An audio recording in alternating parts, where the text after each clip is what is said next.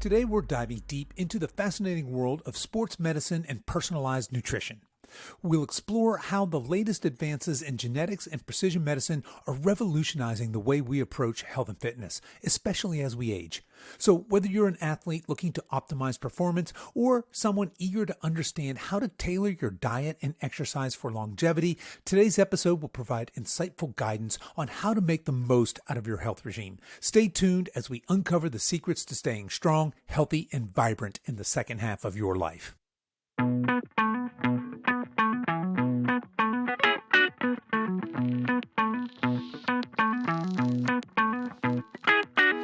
Hello and welcome to the Over 50 Health and Wellness Show. I'm your host, Kevin English. I'm a healthy aging expert and I'm the founder of The Silver Edge, and I'm on a mission to help men and women just like you build lean, strong, healthy, capable bodies that they love for the rest of their lives. We have a great show for you today. Dr. Jeffrey Graham is here, and he's going to help us optimize nutrition and fitness routines so that we can make the second half of our lives the best halves. But before we get to that, I want to let you know that this podcast is brought to you by Givaderm. Givaderm is on a mission to give you a luxury skincare experience that is 100% toxin-free so that you don't only end up clean, smelling great, and looking fabulous, but you're improving your whole body health when you use these products. And here's the deal. Mother's Day is right around the corner, and if you're looking for that perfect Mother's Day gift for maybe for your mom or perhaps for your wife, check out Givaderm's Facial Edition system. As a Mother's Day promo, Givaderm is allowing you guys to stack promo codes. So if you use promo code MOM and promo code SILVEREDGE, you'll not only get 10% off your order, but they'll throw in their wildly popular Tighten Your Assets mask as well. You can learn more by heading over to the show notes for this episode. I'll have all that info in there. You can find that at silveredgefitness.com/279.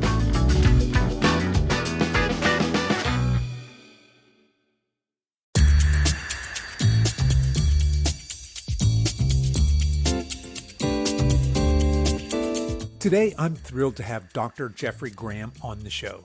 Dr. Graham is the medical director at Wild Health, and he specializes in genomic-based precision care medicine. His medical expertise spans primary care, preventative care, and, as you'll hear, sports medicine.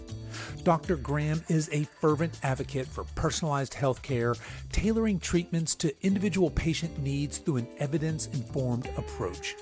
Before his current role at Wild Health, Dr. Graham practiced medicine in very diverse settings, including rural Mississippi Delta, Indonesia, and Tanzania, Africa. Today, he resides in Asheville, North Carolina with his family. Please join us as we delve into how Dr. Graham applies his vast experience in medicine to improve health and wellness, especially for those of us over 50. Without further ado, let's meet Dr. Graham. When did you first get interested in medicine? When did you know that was going to be your career? Yeah, that's a great question. I went to college and started as an English major. My dad was an English teacher. No kidding.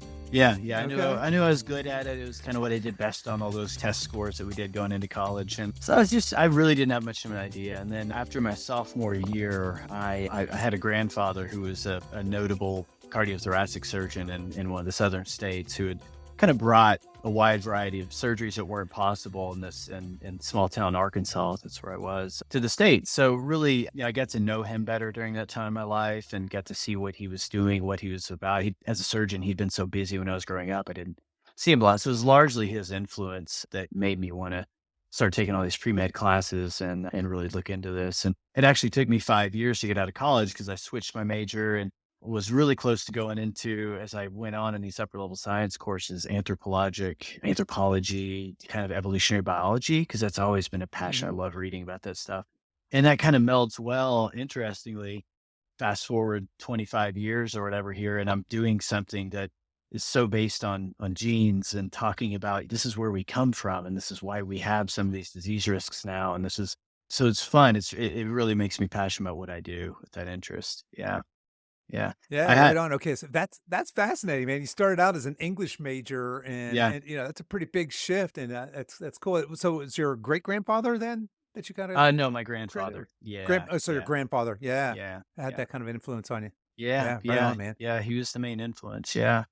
Yeah, so then I always joke, I got kind of displaced into med school. I took the MCAT and was like, "Hey, I got a, pretty good score," but I was really passionate about this kind of evolutionary biology stuff, and I was already signing up for a postdoc thing with one of the professors, and I got my med school acceptance letter. I was like, "Well, okay, I guess I'll do the medical school thing." So, yeah, so it's been an interesting path. But then through mid school, went into residency, did a primary care residency, and a sports medicine fellowship, and that's what really got me more interested in this kind of thing that I think we're gonna talk about some today Yeah. around performance and athletic, sports medicine.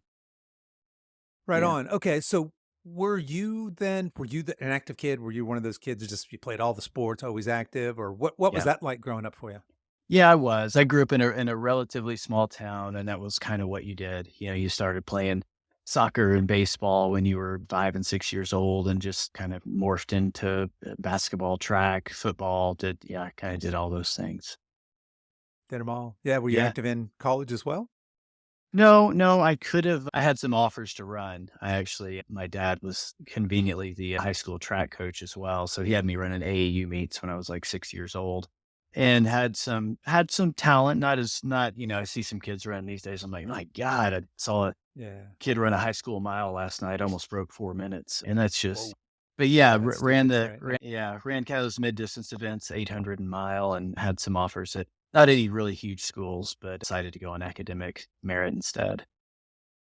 Gotcha, Yeah. gotcha. Yeah. Well, all right. So you find yourself you've gotten through med school, you get this residency, and it sounds like sports nutrition, sports performance type stuff. You've got a little bit of background in that as well, some athletic background. Where does this interest in nutrition come to play? Were you conscious of fueling for performance? Where does that come for you personally? And then where does that interest in like coaching people for in nutrition, where does that come into play? Yeah, that's a great question. I think for a long time I thought, a calorie is a calorie is a calorie. And what I kind of after med school, I got into much more distance stuff. So I was doing ultra marathons for a while and some long Mm, distance cycling stuff. And I remember thinking in those days, just feed yourself, man. Just eat whatever you yeah. want because you're doing this 100-mile ride or you're doing this 50K trail run. It really doesn't matter. Just fuel is fuel. And then I read a book that Scott Jurek wrote. I don't know if you're familiar with him, but he's a I am, yeah, the yeah. European distance runner, right? Or Well, ultra that's Killian endurance Jornet. guy, right? Yeah, yeah, but Scott Jurek was kind of before Killian Jornet, and he was the Right. still, Was I think. he was a vegan, wasn't he? Yes, exactly. Okay, And that's right. that's No, I do yeah. remember that. Yeah, Yep, okay. yep, So yep. yeah, so that's quite a combination, right? If you're It this is. guy that runs 100-mile races and you're fueled by plants, that's Yeah. gotta be interesting, Yeah, yeah, totally, right? and that caught my eye mainly because of all the important micronutrients he was talking about that you just have to keep nailing throughout these long runs, and he used to say, an ultra marathon is just a nutrition contrast with the run in the middle of it. Mm, It really was mm. what piqued my interest in how important fueling yourself correctly was when you're doing these long distance extreme endurance events, and from there, as we've talked about a little bit. I think I've really gotten into more of the CrossFit and muscle building world, which I think is super important when we get into our 40s and 50s, and realizing the importance of the correct macronutrient profile around to support muscle growth and sustainable energy. Okay, so you're doing these, you yourself are kinda getting into this endurance world. What is this? Probably Mhm. your 30s then-ish, something like Yeah, that? yeah, You dominated find my this 30s. Yeah, dominated your 30s. yeah. Okay, you find this Scott Jurek guy, he's obviously an influence on you. Were you vegan at any point? Were you plant-based or plant-powered at any I time? was, yeah. I was whole food, Okay. plant-based. That's kind of the Whole food, terminology plant-based? in that Right. world for about 2 years. And yeah, it was an interesting N of 1 experiment. It was, I lost so much weight. I was just as probably under, Yeah. 5% body fat and just and running really fast. But I did start to notice especially as I aged on through my 30s, I was having more kind of chronic injuries that were not going away. It didn't feel energetically very good, which is in the tank a lot, but was obviously probably, flexing. It's a weird diet to be on because of course it's high carbohydrates and mostly healthy high carbohydrates, but you're hungry all the time. And I have to, in retrospect now, look back and think, man, I was probably kicking over into ketosis a lot more than I thought and kind of walking this line between fueling it with all these carbs, but then starving myself at times Yeah. through undernourishment. So, yeah, it was an interesting time to kind of feel that out for myself and finally came back to eating animal products and realized that felt a lot better, just better energy all throughout the day, better fueling, regardless of the workout I was doing. Yeah. Yeah, that's really interesting. And my own journey mirrors a bit of that. So in my 30s, one of my brothers talked me and my other brother into doing a marathon. None of us had done any running ever, not a 5K, nothing. I was a surfer, basically, was the extent of my physical activity, I suppose. Yeah. And we all three, we went to New Orleans, we ran the Mardi Gras marathon, and I was hooked. The other two were like, okay, one and done, that's fine. And Yeah. I went on and ran a bunch more and then ended up got a yard sale 10 speed bike and started doing triathlons, got hooked on that. But there was a time there was a minute there where I was full on plant-based, whole food plant-based, right? Yeah. But at some point that segued for me. So like you, I was rail thin Mhm. Mhm. and not particularly hale or hearty looking, but I did decent in these endurance events. But the difference is somewhere along the line, I stopped the whole foods part of plant-based and just went plant-based. This was a shock to everybody in my family. I ate the Yeah. standard American diet before that. And like you, I doing endurance events, you get to eat whatever you want when you're in your 30s, right? You just Yeah. eat and eat and eat and eat. Yep. And Yep. then I sort of got into the more the, now I was doing tofu dogs and I don't think they were impossible burgers back then, but there were other highly processed, Yeah. if it was Some vegan, then I trash was eating vegan. it as Yeah. opposed to, you're right. Yeah, Yeah. yeah. Yeah. And that didn't end well. That ended up with me just kind of crashing and burning, like you said, but the injuries started piling on. I had all of the supplements because I was listening to Ben Greenfield and Rich Roll and all these people. Yeah. Yeah. I think Rich Roll might still be vegan. I'm not sure, Yes, but he is. Yeah. Yeah. I mean, Yeah. there's a dude that's just been doing endurance and Whole Foods plant-based for decades, Killing man. it. But yeah, and crushing it. Yeah. Just trying all of the supplements. And finally I said, this is ridiculous. You know what? And I think I'm just going to eat a cheeseburger. So Yeah. yeah, I Yeah. kind of broke out of that. But so I'm interested how you go from being this plant-based ultra endurance guy. How does one transition then to, and given that I also have done CrossFit and have been a CrossFit coach, I Mhm. think I know where we're going here. But how do you Yeah. transition from that to, I'm this plant-based ultra endurance guy to now I'm a muscle building guy, or now I'm a Metcon guy, I'm a CrossFit guy. What did that Yeah. look like for you? Well, I remember one of the last big endurance things I did, my friend and I, it's actually a 10-year anniversary. About 10 years ago, we went out and did the John Muir Trail in California, kind of the highlight of the Pacific Coast Trail. And it's about 230 miles. And we weren't trying to set a fastest known time or anything, but we wanted to fast pack it. So, we were doing about a marathon a day to finish it in 10 days and just, it's just unreal beauty out there. So it's kind of a life highlight, but I remember I got back and honestly, it was as much as anything, it was my wife saying, I had 2 young kids at the time. She's like, that's not gonna work anymore. Like these Yeah. 4-hour trail runs on the weekends out in the woods, these 6-hour mountain bike adventures, and then I was doing a couple of types of adventures like that a year. So some of it was just family necessity. It was like, "Hey, look, if we want this to work, I can't do this on my own." She's a physician also, and so we were both working a lot, and it just was the lifestyle was getting really crazy. So, yeah, so some of it was out of necessity for staying married, for my marriage. But then some of it was this kind of I had a real I don't know what it's supposed to call it other than a speaking, just a very deeply intuitive voice. It was like, "Hey, this part of your life is over. This is a time that you've had this 10-year run that's just been phenomenal. You've done some really cool events and seen some cool places.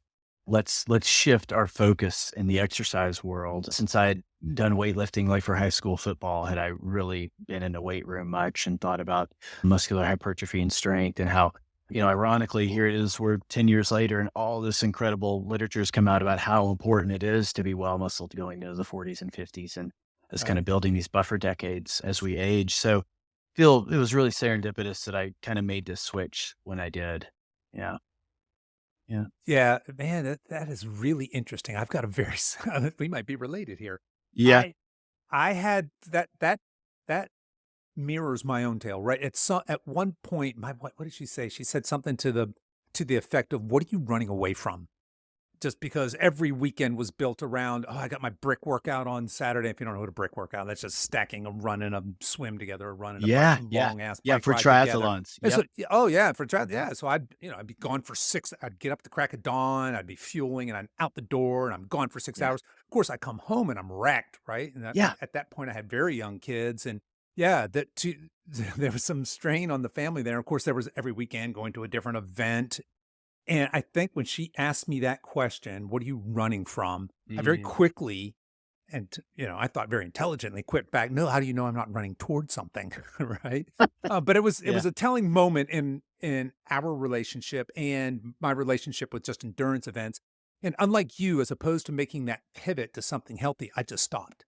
I Mm, stopped everything. mhm. Now I had built up years and years I think by the time I stopped, I was no longer plant-based, which is eating whatever, but I could eat whatever I wanted. I was basically in probably my young 40s by this time. Mhm. And I kept up the eating. I didn't track. I had no idea how many calories a day I was eating, but it was just all of the fast food. I was drinking fairly heavily at the time, and I Mhm. kept all of that up, but I took out all of this just ridiculous volume of endurance exercise. And you, being a physician, probably knows where this is Can't imagine. heading. Yeah. A few days in a hospital, I thought I was having a heart attack. Thankfully, I was not, but I just turned into a metabolic nightmare after a Disaster. few Yeah. years of being very sedentary, but still kind of. And oddly, I thought of myself as being healthy and somebody who I don't know why I hadn't exercised in years by the time I really bottomed out in my health, but I still had this perception of myself as, yeah, I'm a guy who at least did marathons and did triathlons. So I'm Yeah. healthy, I'm fit. Yeah. At any rate, so it was after that where I kind of made that switch to, as I doctor said, hey, you need to get your shit together, Yeah. basically. Yeah. Good. And so, went back to running because that's what I knew, but very quickly found some resources. Do you know Dr. Jonathan Sullivan? He wrote the Barbell Prescription. It comes out of the Mark Rippetoe school. Okay. Yeah. No, Somehow Mark that Ripito. Yeah. Yeah. yeah, so yeah, one of Rip's guys, but he was writing specifically, I think, for people 40 and older, and about Yeah. the why muscle, specifically type 2 muscle that you get from lifting weights is so important. I'd never lifted a weight in my life, and it was, I mean, Wow. to say it was life transforming would be to sell it very, very short. But let's get back to your story here, because I'm really fascinated with how you're going to go from, all right, you've been this endurance guy, you were this plant based endurance guy. Now you've kind of made this shift and you're doing some CrossFit, more hypertrophy workouts. Where does the nutrition coaching piece come in? Or is it fair to call you a nutrition coach?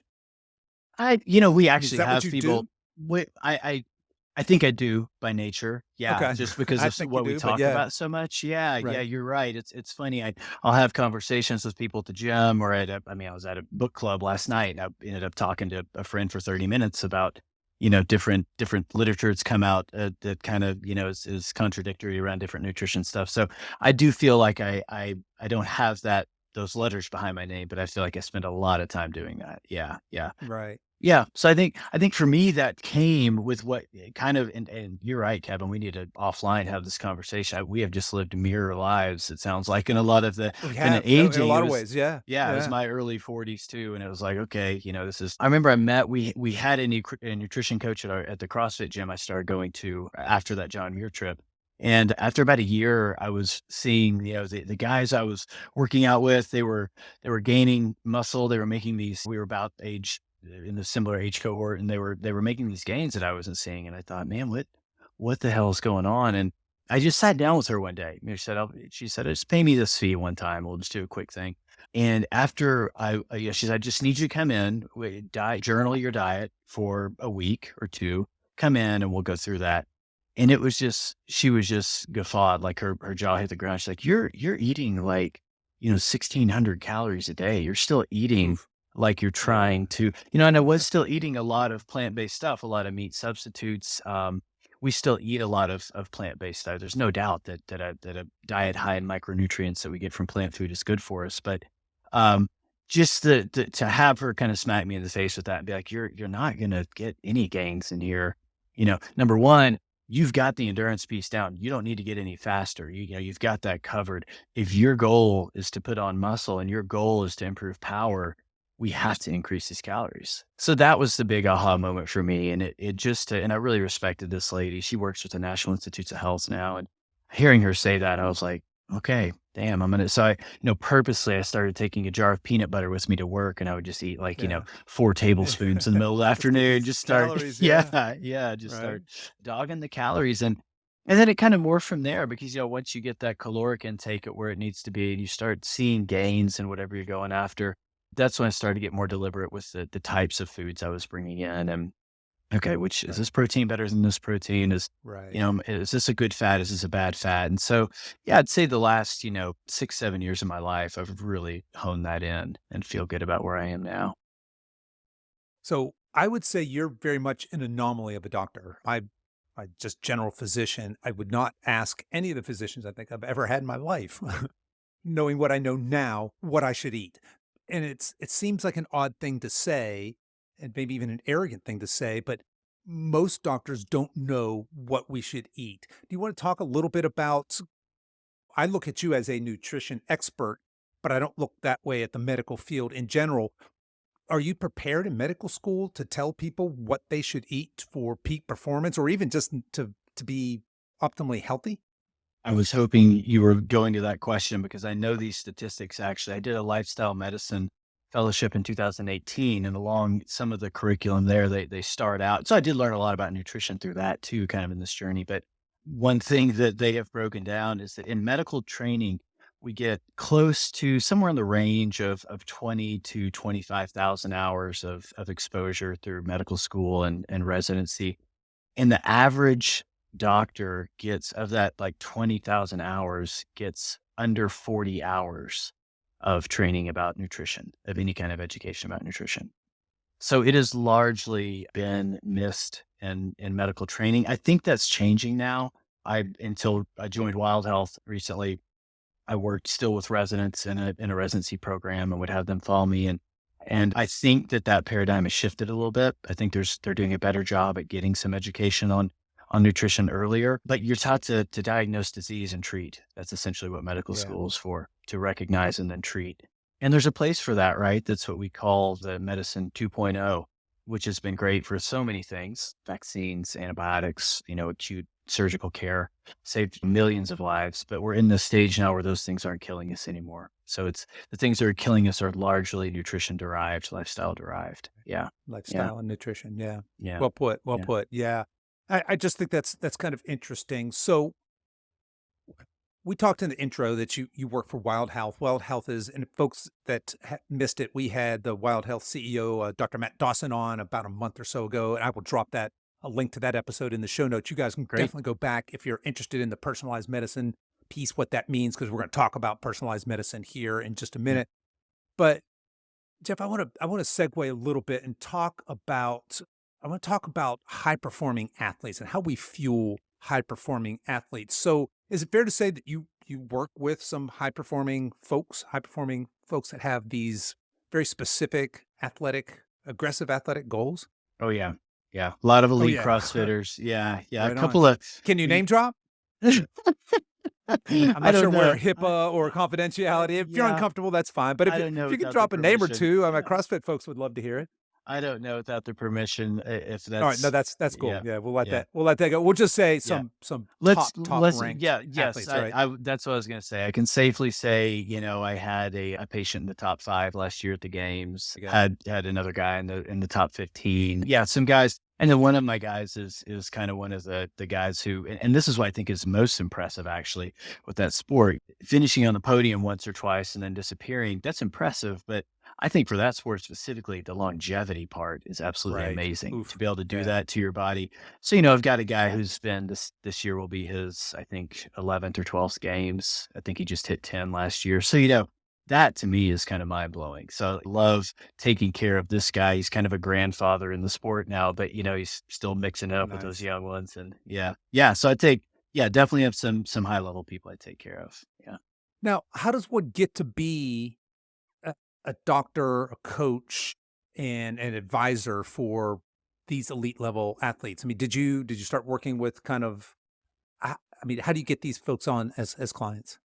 Well, for CrossFit specifically, we actually had an agreement with them that it was, I think, 3 years ago that we originally kind of connected with them, and we're now a game sponsor that it's kind of evolved over time. But now we're one of the like a second or I think a second tier sponsor. So with that, we get to cross paths with these guys a lot. We're always at the games, and we Gotcha. make one of the open announcements. We were the sponsor this year, so yeah, the obviously marketing, and just being able to tell someone, hey, and you're right here, but guess what? If we know something about your genetics and some of the stuff that you might respond to, well, we can probably take you up to the next level and get you on the podium or top 10 next year, whatever these goals are. So yeah, a lot of marketing and then just crossing paths there. And then we actually just finished a contract this last year with USA Boxing. So we're taking care of all the Olympic athletes on the boxing team. And that was really fun. Very a lot of similarities between their type of training and what an elite CrossFitter will do. Yeah, lots of really intense conditioning, Oh, I'm yeah. imagining, right? Yeah, yeah, Yeah. definitely, and then we've got a handful of NFL and MLB players that we work with too, so, yeah, it's fun. Yeah, no, that does sound fun. Well, I thought we'd have some fun, and let's talk a little bit about what a prescription looks like for one of these, and we'll just use a CrossFit athlete because that's really, the fittest on earth, right? That's a Sure. good, well-rounded person to It's a talk good about. it's a good avatar that's kind of Good well-rounded around. avatar. Yeah, yeah, Sure, yeah. sure. I what I wanna do is have some fun and talk about how we get somebody who's already a high performing athlete. How are we going to get that? We're going to squeeze that extra 1%. What are the levers that you're pulling? What are the main things that you're looking for when you're onboarding one of these folks for the first time? What do you need to know to create a roadmap for these guys and Yeah, gals? yeah, that's a great question. One of the big things, and thankfully the CrossFit community seems to have really stressed this over the last couple of years, is the amount of time that they're spending in recovery. I think that's a huge piece that's been missing. Is as you, I know your age, so as we know, Yeah, growing up, a lot of times what we were being coached on in high school and middle school, and maybe even in college, was to say more is better. If you're not there, just right. work harder. And thankfully, I think that we've moved past that era and recognize the importance of recovery now, and so that is always something that we're checking in on really early on, because that seems to be a real one of the keys to success for these guys. And one of the things that I've seen with one athlete in particular over the last year, and he's over 30, still competing at this elite level. But that's exactly what we've done with him, is advise. We worked, talked to his trainer. He's in Nashville. We kind of established a relationship there and recognized that the amount of volume he was doing just seemed, there's always kind of a nagging injury that was going on. He was always kind of in recovery from something. And, snatch is feeling hard overhead, or got this hip that's bothering me from all this squatting. So decreasing volume has been a big, I feel like from the activity standpoint, at least, I think is a big message that I've given and then heard good feedback from with these guys, that when they go to more of a functional bodybuilding type of exercise regimen for 2 or 3 days a week and really just go hard, hit the floor like 2 days a week, really work that muscle Right. hard, they seem to improve their performance at that elite level. That's interesting. Certainly, I see that with the folks that I coach, which are not people at the elite level. They're normal people, right? They're Yeah. weekend warriors, some of Yeah. them, and some of them are very deconditioned. But some of these people that come in with a very often they're these type A go getters anyway, right? They're the Yeah. CEOs, they're executives, they're you Yeah. know They're built elite for it. salespeople. Yeah. Yeah, right. And they're just go go go go go, and they're getting up at 4:30 in the morning, and they're going out hammering themselves in these boot camps Yeah. classes 5 days a week. You're like, if we just if you did one of those a week and we put in two Yeah. bodybuilding style type things. So yeah, just getting people just to reduce that overall volume. What else do you have with the recovery bucket for these elite level folks? Clearly, CrossFit is, I mean, that mentality is go, go, go and go hard, Hmm. go till you puke, right? What else besides just reducing volume have you found to be effective with folks in that camp? Or is that Well, I really mean, the big one? no, I mean, there's some others, so many of these guys are now into ice baths and cold therapy as a recovery modality. And Mhm. I think that's super effective. Interestingly, we look at Wild Health when we are able to sit down and look through their genetics. there are a couple of specific genes that tell us, hey, look, cold plunging is actually going to be really effective for you. I see that you're doing it 3 days a week after these more intense workouts. I think daily is probably going to be a better idea for you. And I think a lot of what we see with these guys, yes, cold plunge is great for inflammation. It's good for the neuromodulation. We get higher levels of serotonin and dopamine for the like 6 hours after you've been out of a cold plunge. But one of the key things is that HRV score, because all these guys are checking their HRV score. And it is insane when you start increasing that exposure to cold. It is a great hack for improving your HRV, especially if you're working on slow breath work as you're in that cold exposure environment. So really is a hack for gearing down that sympathetic flight or fight response and increasing that time you're spending in the parasympathetic nervous system when we're doing things like working on all this muscle tissue damage and producing hormones that are going to be really important for us to go the next day. So I think that the cold plunge is a really effective technique, and a lot of these guys are using it now. Sauna, of course, is becoming more popular, and hopefully, the rightfully so. I mean, the Scandinavians have been telling us for 50 years about how well it works, so we're finally Yeah. listening to them. But specifically for performance, we see higher levels of growth hormone when done directly after a workout. So advising on the timing of sauna, hey, if you can get to a sauna, or if you have access to one or can build one, or a lot of these guys have sponsors. I'm like, man, just ask your sponsor, go look for a Right. sauna Yeah. sponsor and Yeah. have, Yeah. have them send you one, and do it for 15, 20 minutes right after you finished a workout. That's when it's most Mm. effective. That's when you get the greatest amount of growth hormone released. It's kind of like extending that workout for another 15 or 20 minutes and getting to blood to all the places it needs to get for tissue repair. Yeah. All right. Yeah. That's interesting. So that whole heat, cold exposure, contrast type thing is really, really fascinating. And it's certainly, at least with the cold ice bath, seems to be having a minute right now. I It think does. Yeah. anybody who follows anybody on any fitness influencer online, you're going to see them wincing as they lower Yeah. themselves into their ice bath on their social media posts. But I thought one thing you said in there, well, I thought all of it was amazing and interesting, but one piece really stood out to me, and that's just that this is that wild health thing, right? You mentioned, hey, I see in their genetic information that they Mhm. may benefit more from ice baths than, say, somebody else. What is the role really of genetics in precision prescribing, say, in this case, recovery modalities? There are a couple of genes that we look at that have to do with mitochondrial density that are really drivers behind that. And this is there's a couple of things that we see coming on the horizon. As a company, we try and be on this cutting edge. And there's a series of kind of epigenetic tests that we're getting into now. So kind of looking at your methylation fingerprint, the DNA fingerprint. But another one that we're really big believers in is that there's going to be that this next kind of evolution in healthcare, I think, is really going to focus on the mitochondrial density and functioning in our Mm. cells.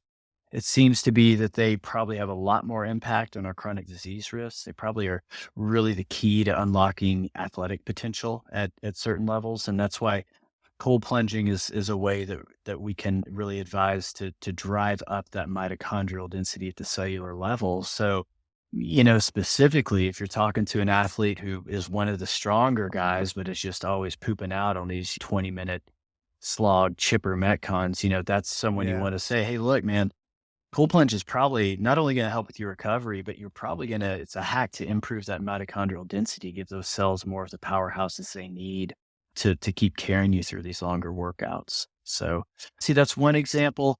We also look at some things around heat shock proteins. There's a couple of genes that are very predictive of that. Heat shock proteins are really good for improving vascular flow. They're also known to decrease your risk of Alzheimer's because they decrease the amount of plaque deposition in the brain and probably so in the vessels as well. That literature is kind of evolving right now. So thinking about better blood flow, better, at the end of the day, a lot of these guys, I'm listening to a book right now, How Bad Do You Want It? That actually the boyfriend of one of these elite athletes told me about. And the whole I don't know if have you read that? Matt I have Fitzgerald, I not, think, is no. the author. Yeah. It's really interesting. He's a journalist and just interviews all these experts who've come up with this whole theory around it really isn't the physical body that's ever limiting us. It's the brain. And it's what our Mm. brain is telling us we can or can't do. So I do think that using something like sauna, I think really helping you guys focus on neurofeedback that they're getting and keeping that brain in as healthy a state we can. And I know we're probably going to wander into this, but we've kind of talked about lifestyle modalities. Sauna is something that can help with that. A couple of supplements and really stressing some different foods for these guys is also key in that. Vitamin D, very high dose omega-3s tend to be super important for signaling between the brain and the muscles and getting that feedback in a really dialed in place. There's a supplement out there now called specialized pro-resolving mediators, or SPMs, that are kind of the second pass breakdown of what omega-3s are, and they are highly effective at reducing inflammation without reducing the muscle building process, which is what a lot of these, NSAIDs do, like ibuprofen and Aleve. Mhm. So there's a, we can look at someone's genes and tell them when they're going to need more or less of these things like vitamin D and omega-3s, and hopefully help them improve their performance through that. Yeah. Yeah, that whole side of things is so fascinating to me. While you were talking, I just pulled up my Wild Health report that you guys sent me, and I'm noticing that in my I have a section here called Your Exercise and Recovery Genomics and Labs, and I've got this strength endurance, slow recovery, fast recovery, low intensity, high intensity little chart here. And I can see where I fall on all of this from a genetic predisposition standpoint, right? Yeah. So I'm fairly balanced, and actually in all of them, I'm fairly balanced. But it would be very interesting to know for somebody like you who's working with a high level athlete, are they really strongly over on, the endurance side or a strength side? Are they a slow recoverer or a fast recoverer in addition to all these other things that you're talking about? I just think that this whole personalized medicine piece is fascinating. Of course, for elite level athletes who want to eke out, 0.5% more performance. Yeah. But just for average people like us, right? Just Yeah. fascinating stuff. Yeah, Yeah. Yeah, absolutely love it. totally. We actually have designed a report on top of that. If you'll remind me, I'll get it for you. No cost to you. We have all your genetic materials. So it's kind of Right. a polygenic report where we're just looking at not just those specific genes that you have in that report, but the way that these guys interact with each other. And we've developed this for our elite athletes because it goes a little bit deeper into looking at really some interesting things. So pain tolerance is one of them, Mm. injury susceptibility, both to bone and muscle and tendon. And then it looks a little bit deeper at that endurance strength, kind of where you really lie in that. And I found it a little bit more accurate, but a really useful way I found to use that report for these elite athletes anyway, is that obviously a lot of these guys can live in the pain cave, right? And if I can show them Right. that Sure. that their pain tolerance is really high, because we have a good way to predict that now looking at genetics. And that's also something trainable. I want to emphasize that genes are not the whole story. Yeah, these are all Right. trainable attributes we can work on. But their pain tolerance is really high, but they've also got this high score around muscle and tendon injury. These are the guys we're telling more often and be like, hey man, we really got to emphasize recovery. And if you start to feel like this shoulder thing isn't going away, you need to listen, because you need to understand that you're set up to ignore pain to a certain extent. Mm, And you're yeah. probably going to be more susceptible to injury if we continue down that pathway. Yeah. Now, what is the relationship between the athlete and the athlete's coaches and you as the physician? Because it sounds like a lot of what you're saying, because the coach, in the case of CrossFit, the athlete probably has, maybe a running coach, an endurance coach, a lifting coach. They may have a bunch of different coaches even, or if it's the case of a team, you mentioned MLB, NFL players, they've got strength and conditioning coaches, they've got Yeah. offensive line, they have all the different coaches. Yeah.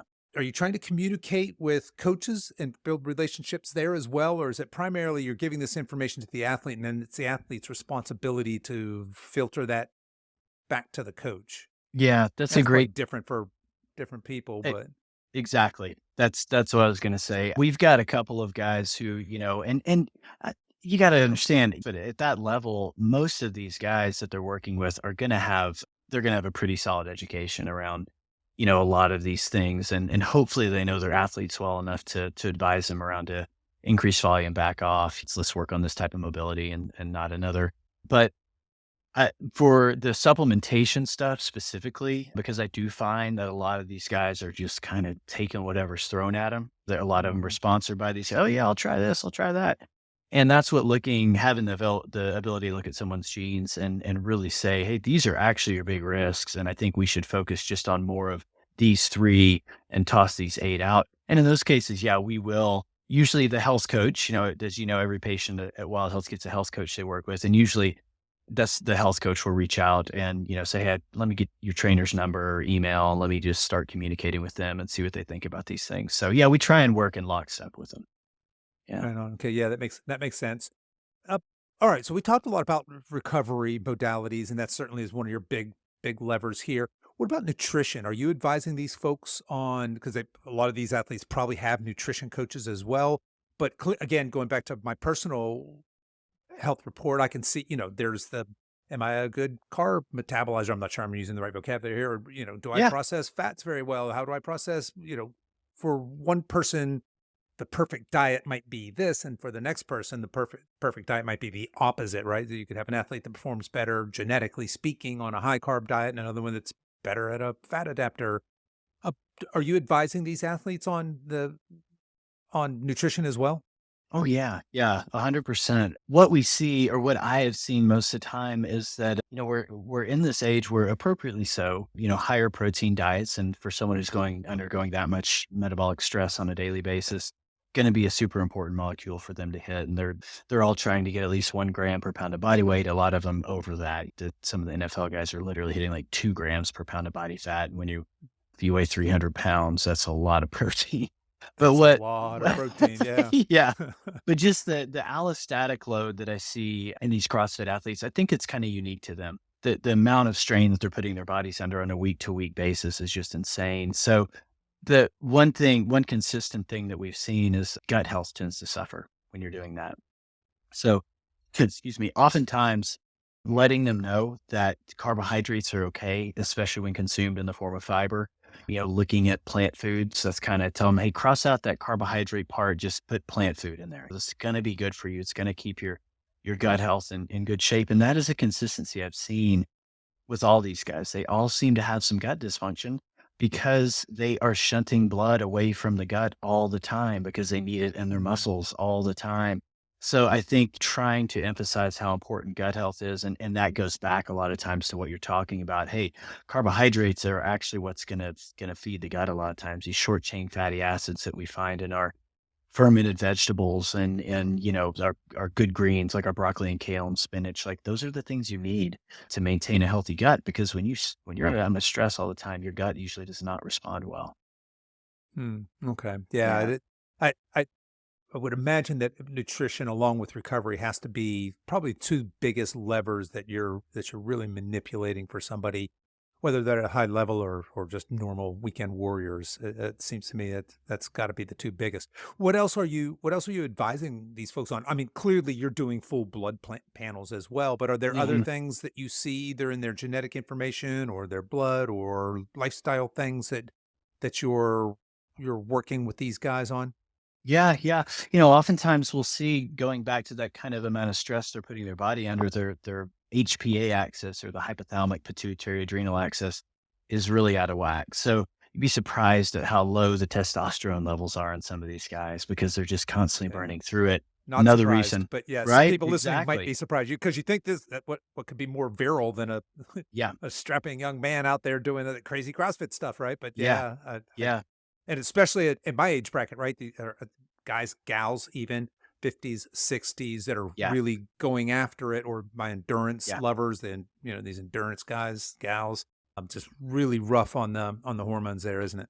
Yeah, totally. And if you want to segue, I think you're already in getting into this, but I think that becomes even more important as we age because we do have, Hmm. we have menopause happening, perimenopause in women in their 40s and 50s, and menopause is the term that I've heard, used for Menopause, guys. andropause, Yeah, menopause, yeah, andropause, right. exactly. So I think even more important to pay attention to those recovery modalities because that is the only time that we're producing those hormones. We don't when we're in that flight or fight sympathetic nervous system, we're using those things up. They're doing what they're supposed to Yeah, do, doing the hormonal yeah, signaling they're supposed to do to keep us running at a high rate. So yeah, the yeah, other thing we work a lot with that crew on, I just thought of this as you were talking about. We work a lot with them on breath work as a modality to engage that yeah. parasympathetic nervous system. I know Huberman was famous for mentioning this. I think last year he was involved in a study showing that 5 minutes of deep side breath work a day, just over 30 days, they saw increases in HRV. They saw increases in testosterone in males. So it doesn't take much. And that's kind of for Yeah. me, I'm like, hey, If you're not into sitting on a mat for 30 minutes a day in front of a candle, I get that. And if your lifestyle doesn't afford that, but you can hack this as well. You could Yeah. really Yeah. get good with your breath work and access that system as well. And then when you, Yeah. you say breath work, I know people may be thinking like Wim Hof and maybe some extreme things, but 5 minutes of box breathing or some sort of Exactly. just Yeah. that deep, slow inhalation, Yep. that really long, slow exhalation, right? Yeah. Yeah, just Yeah. getting again into that parasympathetic state, right? Yep, yep. I love box Yeah, breathing. The hack I use is I extend the exhale a little bit. So I do kind of a right. 4, 4, 4, and Yes. then 6. And then, yeah, Yeah, and same. that's even more Yeah, that potent. little bit Yeah. longer exhale just seems to Yeah. really be, yeah.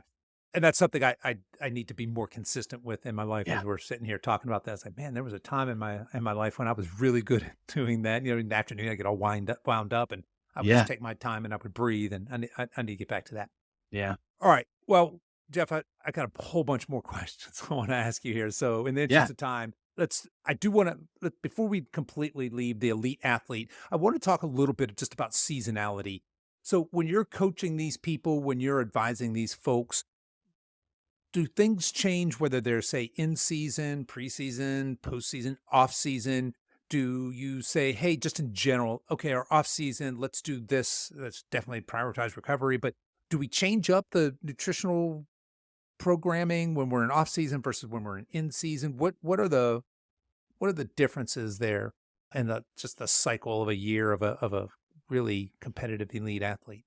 That is actually a time I probably pay more attention to their nutrition genetics because that is a time to really, like you were mentioning In the before, off season, you mean, or in the off season. Yeah. in Yeah. off season? Okay, Yeah, if you got someone who is actually mostly carb intolerant, they're gonna risk things like higher blood sugars, metabolic disease, diabetes, and they just don't do well with carbs, but they do pretty well with fats. That's a time I tell them, like, hey, just dig in, eat a lot of fat, build those energy stores up, eat in line with your genetics.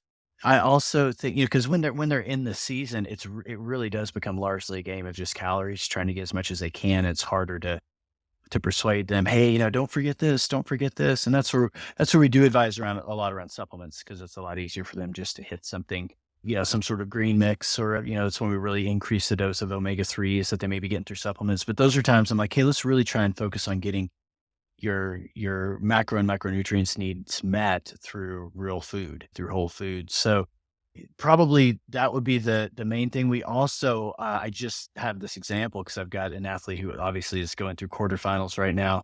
Um, we did an analysis on him called a Nutraval last at the end of last year, like December, and where he wants to repeat this again. And this is an analysis that goes way deep into your amino acid profiles and your kind of the next step in this micronutrient world and cellular world of metabolism. So he wants to repeat that here after quarterfinals is over so we can see what has changed because he was really doing a good job of taking care of himself and recovering and eating a really nutritious diet at that time. So yeah, I think that's the main thing. It's going to differ individual to individual depending on their sure. genetic predisposition. So there's not kind of a recipe we tell them to follow, but you say, hey, looking at your genes, we have a nutritionist that does work on staff with us, and oftentimes they'll ask to have a consult with her during those times and say, "Okay, want to Gotcha. beef Yeah. up, want to feed my body as well as I can for the next couple months." Yeah, yeah, Yeah, I guess the difference is really you're fueling for performance and only performance.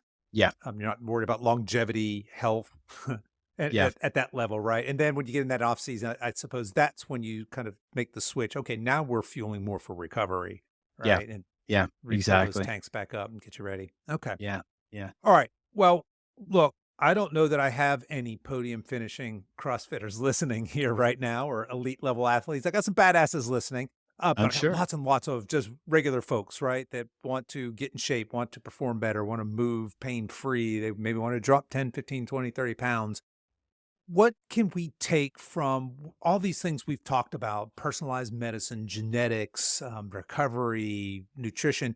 And what can we apply to just the everyday 50 and 60-year-old fairly active person? What can we apply?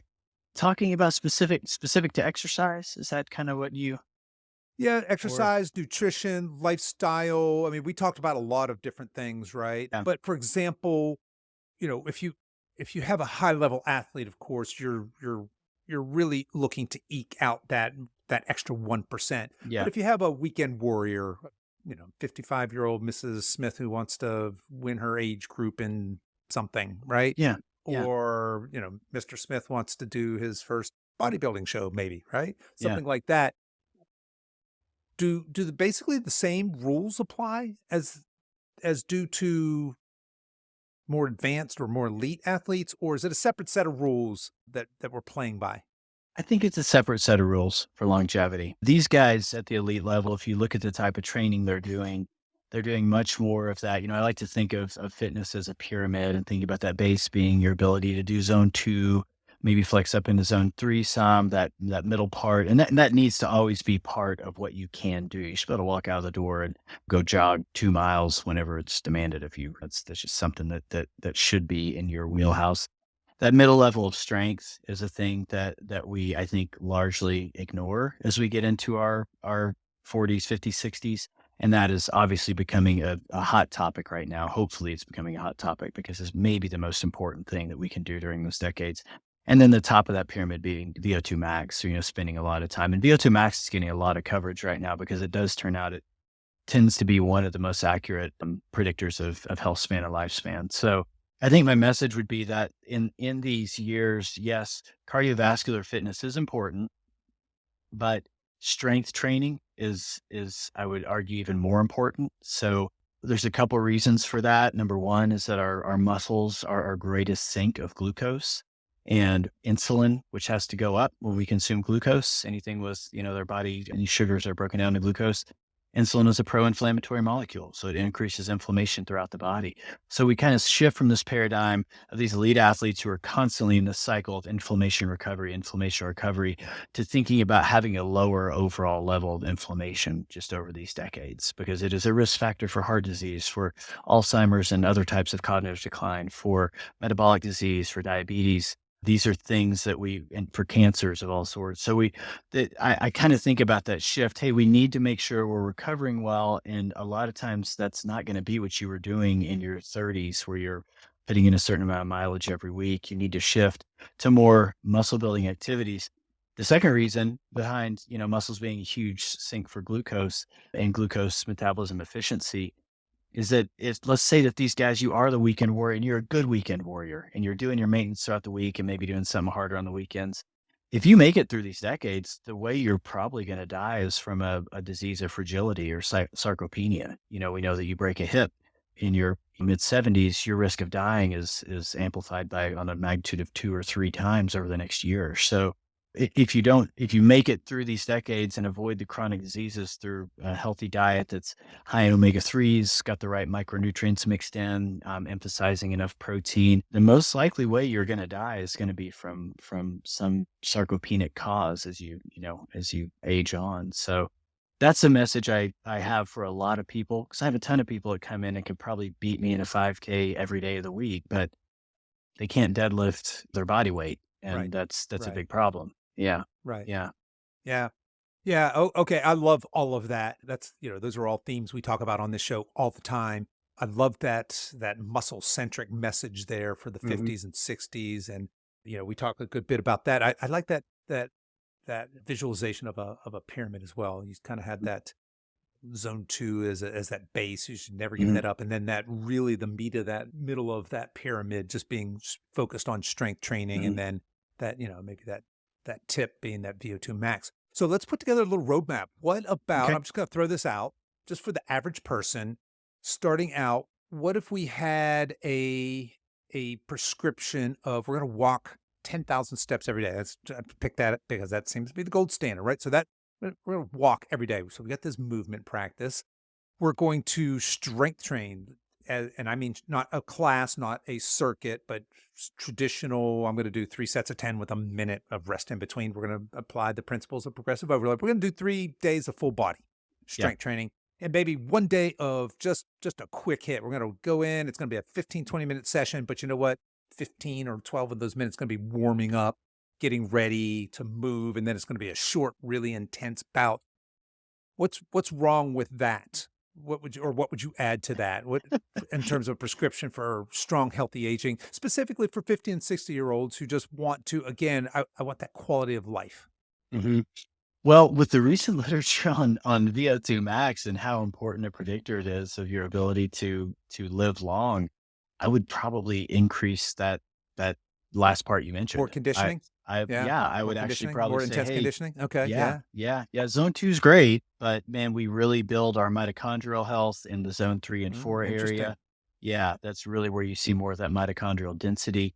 Zone 2 is good for kind of fat burning, you're just breathing, you're Mhm. mostly in a fat burning state there, but it's that crossover. When you really cross over, it's when we talk about VO2 max, you've gotten completely into carbohydrate burning, and you can't sustain that for more than 30 seconds, 90 seconds at the most Yep. for really good people. But I think zone 3 and 4 becomes more important as we age. So getting more Okay, comfortable yeah. with feeling uncomfortable. And now Yeah. oh, go ahead, sorry. Yep, yeah, more comfortable, feeling uncomfortable. Now, Mhm. what about our deconditioned folks? We need to work up to that, right? You're Oh, not 100. going to probably Yeah. prescribe somebody go that has not sprinted since they were 20 to go out and Yeah. warm No. up and, get a couple arm swings and Yeah. all out, Yeah. 15 seconds blast. We want to work up to that. But now, would I be doing in that case, would I be prescribing 3 hit sessions a week? Would I be doing 5? What what's a good target just in general? Obviously, it's going to depend on the person and their Yeah. training age and all that stuff, but Yeah. ideally, I think 2 a week. I think 2 a 2 a week week? is yeah, Okay. yeah. I think that's a magic number for people to say 'cause if you think about what we give up as we get older, even if you're strength trained, if you're going to the gym 4 days a week and I'm working on these things that are good and you've got a trainer and they're directing you about the proper deadlift form and squat form, you're maintaining that. Seems to be the thing we give up. People like to say, I go out on my long walk and I do my strength training 4 days a week, Mhm. but they've stopped really pushing themselves much into their Right. 60s and 70s. Yep. So yeah, so I think that one of the things we miss as we age, and especially in the fifth, sixth, seventh decade of life, is we get away from that ability to feel to be comfortable with feeling uncomfortable. And I think that is we've talked about. We're seeing that more and more in the literature. Peter Attia covered on a recent podcast that he did on VO2 max about how it's not only linked to improved athletic performance, but really in the longevity world, it's one of the most important indicators of longevity.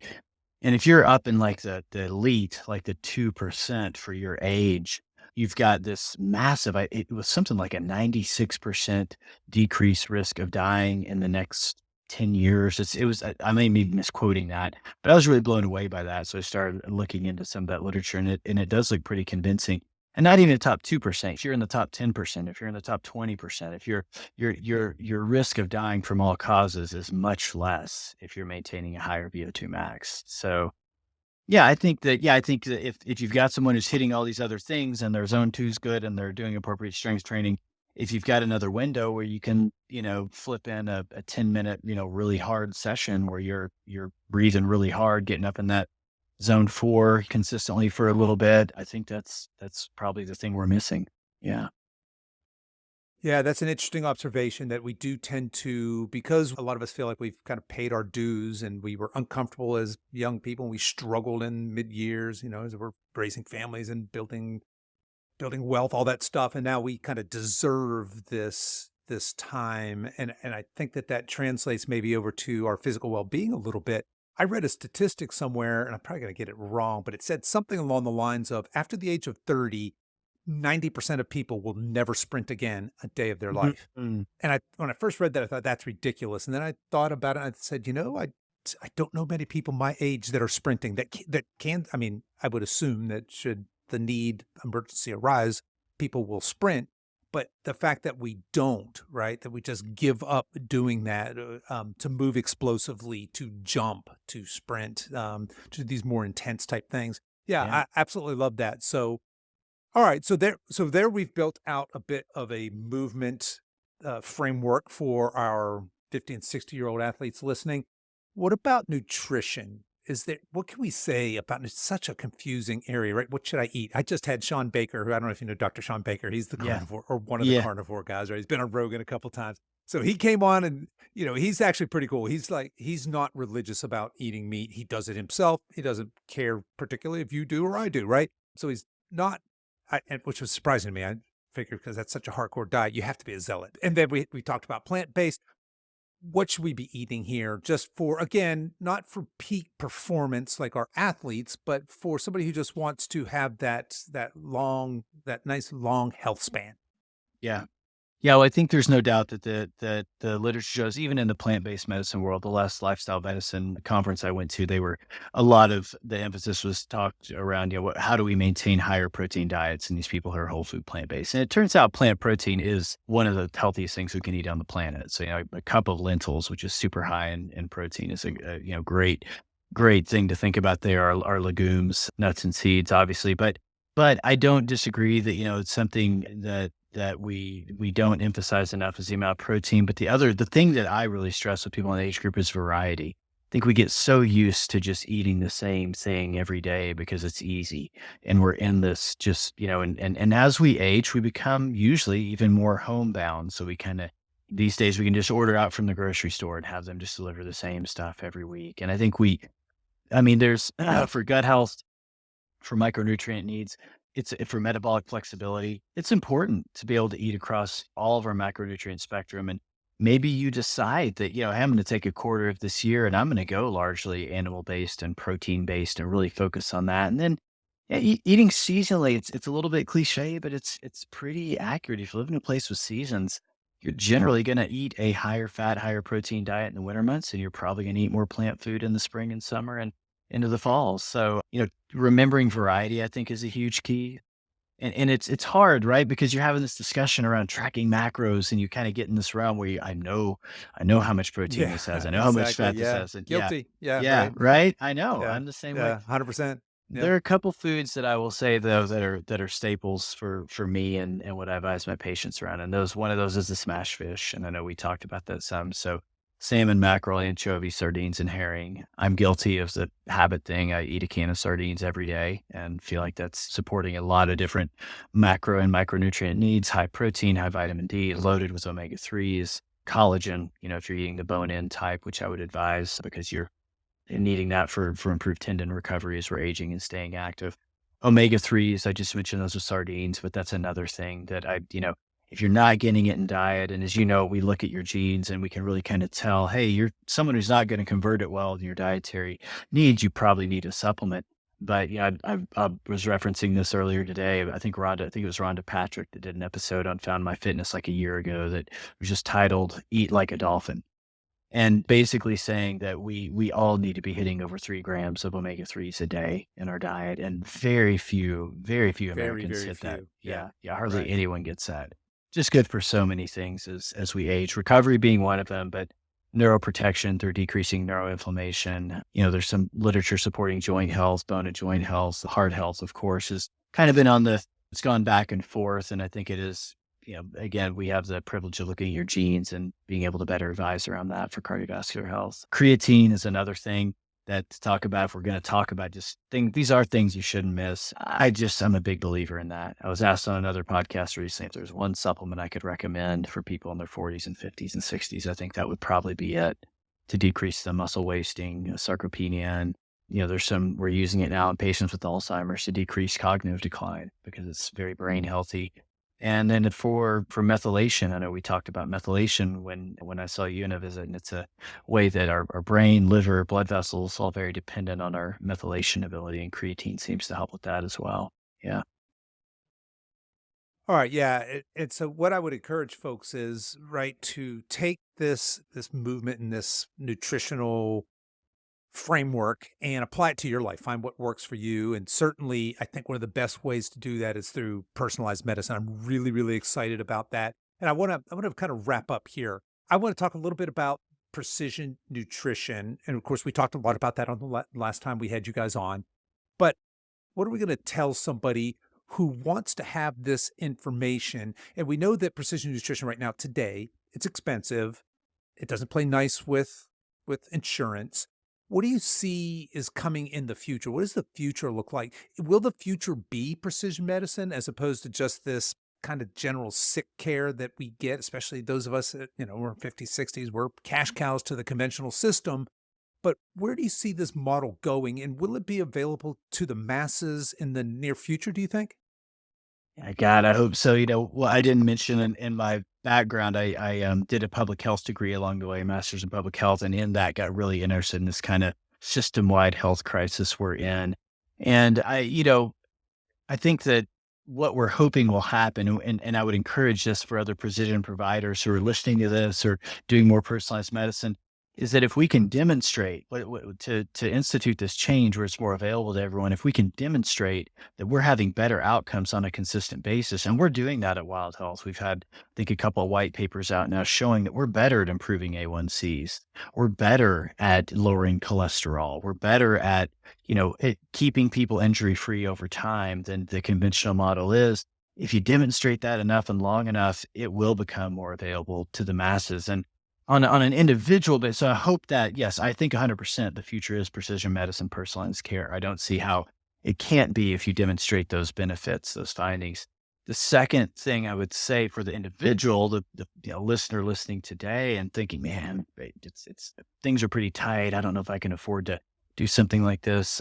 A lot of because health insurance companies don't want to pay for your health most of the time, right? They just want to pay for when you're sick.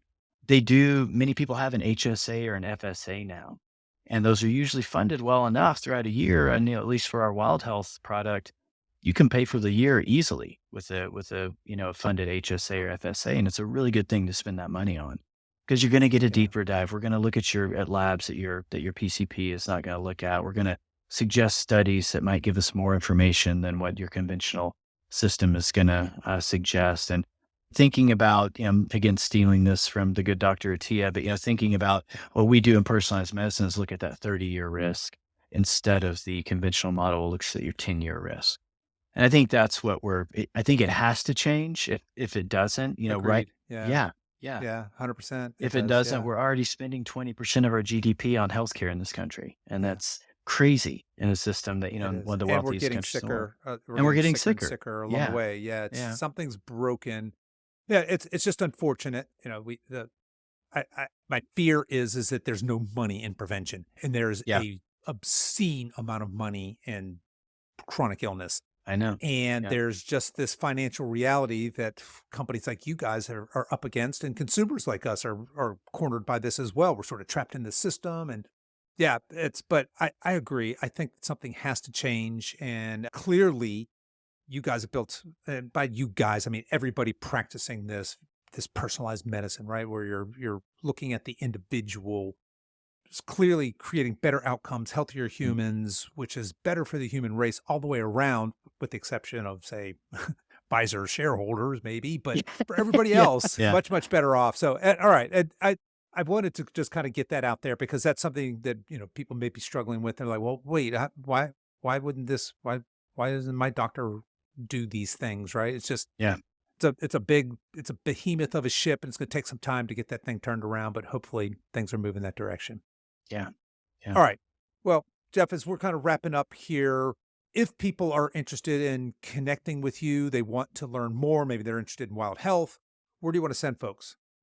Yeah, I mean, wildhealth.com should be the first thing that pops up on your Google search. It's easy to sign up as a patient there. We've got kind of three different tiers that we offer to people. One of the plugs I'll put in real quick for our program that I think sets us apart is that when you sign up, you get a health coach. And I know you've experienced this some yourself, but I think one of the biggest parts, well, I don't think the literature supports it. One of the biggest parts of behavior changes is advocacy, right?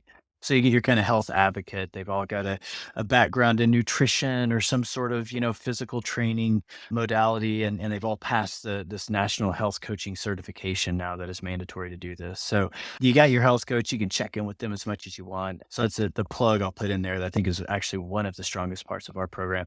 Otherwise, you can find me at wilder.jg on Instagram, at Wilder. And I think obviously the Facebook thing is the same now in the meta universe, but yeah, Yeah. that's mainly where I'm hanging out these days. Yeah.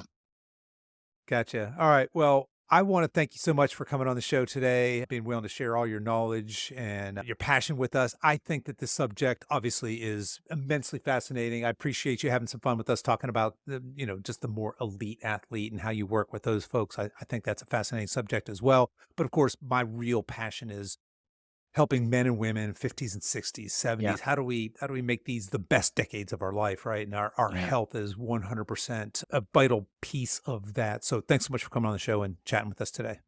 Always, man. Happy to do it. Okay, that's our show for today, folks. If you've enjoyed this podcast, I want to let you know that we have other free resources over at silveredgefitness.com. There, you'll find our free guides with our top tips on nutrition, exercise, and healthy lifestyle to assist you in your weight loss and fitness journey. So feel free to head over there and download anything that looks useful to you. I'll put links to everything we talked about in the show notes. You folks can find those over at silveredgefitness.com/279. As we wrap up our time together today, you can show your support for this show in two important ways. The first is to tell a friend about this show and encourage them to give it a listen. The second is for you YouTube folks to please click the like and subscribe buttons, and for you podcast folks to please give this podcast a 5-star review on whatever platform you listen to podcasts on, and be sure to subscribe and follow so you don't miss future episodes. I really appreciate you spending your time with me today, and until next time, stay strong.